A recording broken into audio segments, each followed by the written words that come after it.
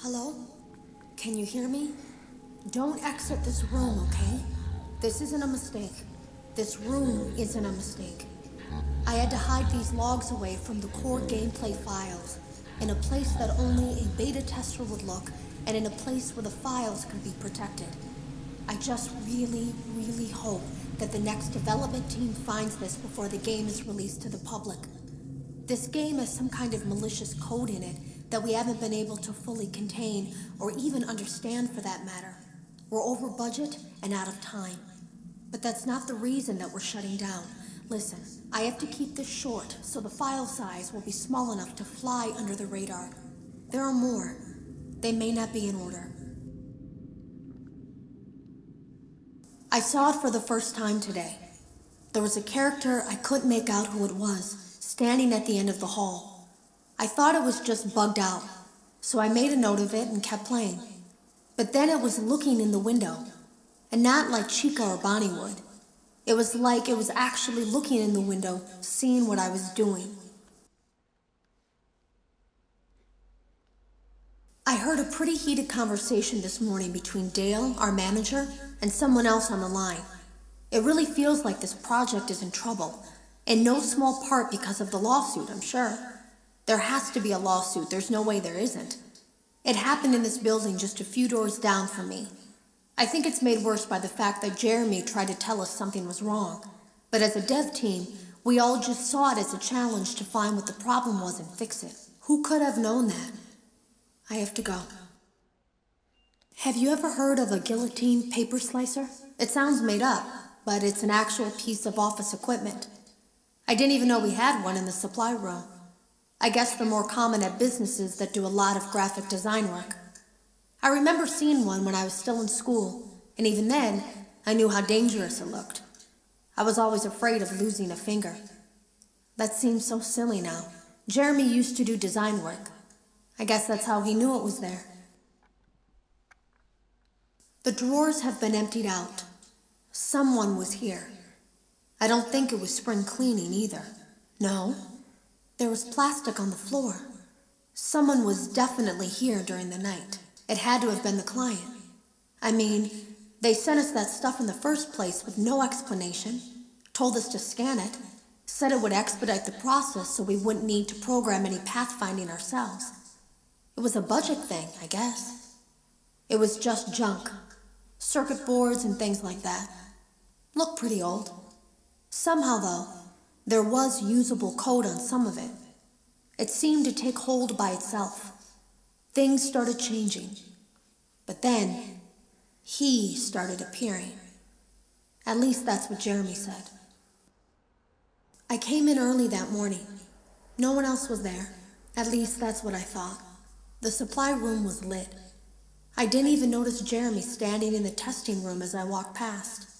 The supply room was so bright, glowing from all the way down the hall. Jeremy complained of nightmares when he came in this morning. He wasn't talking about it like someone telling a friend about his dreams, though. He was pale. Looked like he hadn't eaten in days. He spent an hour talking in Dale's office, but it didn't look like he was given much sympathy. When he came out, he went directly back to the testing room. He doesn't even jump anymore. Nothing scares him. He just stands there like he's talking to someone.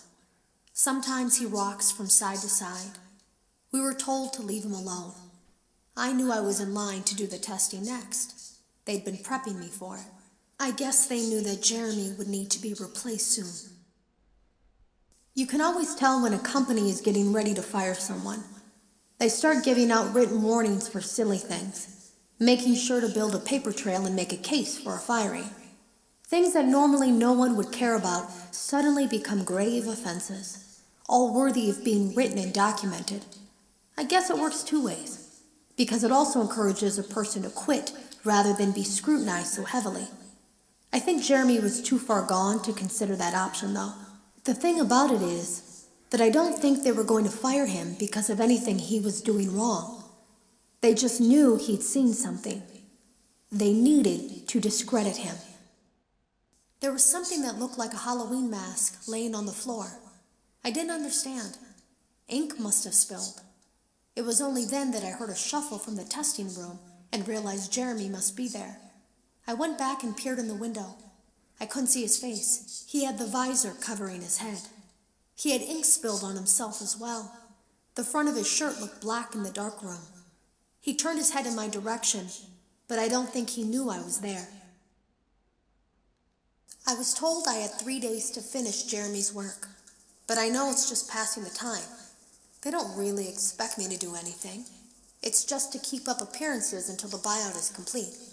We have to look like we have things under control. There's another potential development studio that wants to pick up from here, but who knows what kind of lies they're being fed to convince them to do it. Against my better judgment, I'm going to do my best to see what's here, make notes of it, and try to isolate where this thing is hiding. At least then the next person that tests this will have a chance of getting rid of it. Today was my last day of beta testing, and the anomaly that I've been seeing is nowhere to be found. But after inspecting some of the files, it seems that it's attached itself to these logs. My logs. That can't be an accident. So now I have to make a choice. Do I leave these logs here for you to find, or do I try to purge this thing myself by destroying the logs?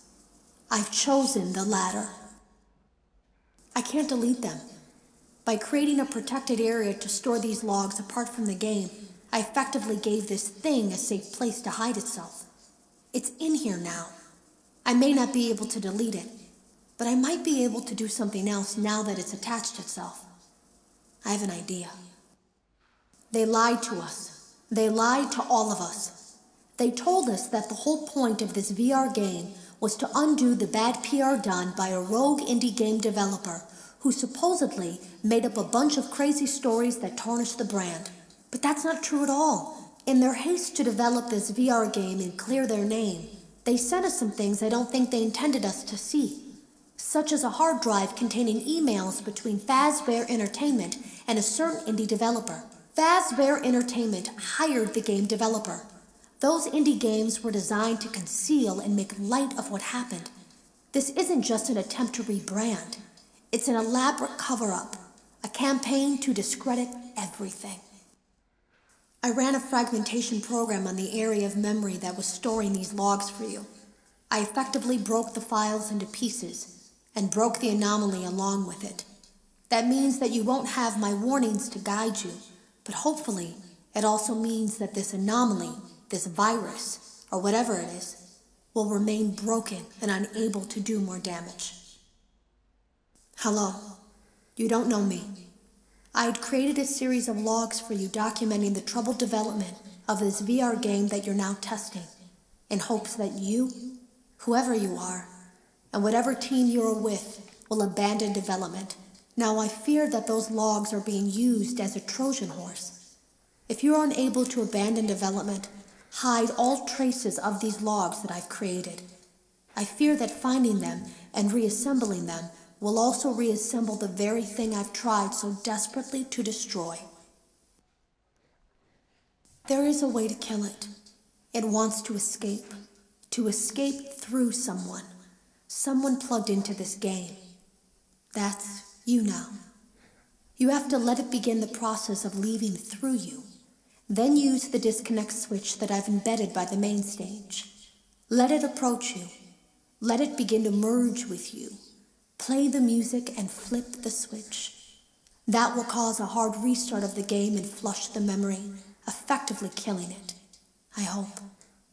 I don't know when it will come for you.